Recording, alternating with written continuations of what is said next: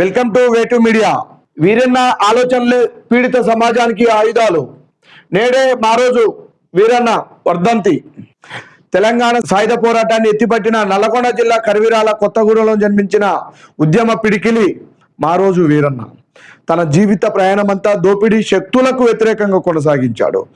ఈ దేశంలో అన్ని సమస్యలకు కులమే కారణమని, ఆధిపత్య కులాలు అణగారిన కులాలను అణిచివేస్తున్నాయని పసిగట్టాడు.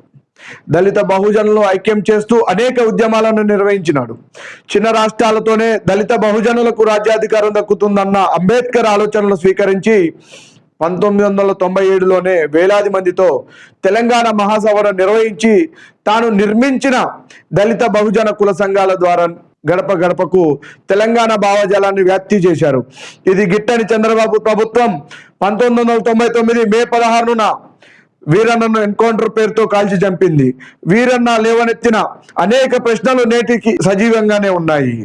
Thank you so much. మరొక ఎపిసోడ్లో మళ్ళీ కలుసుకుందాం.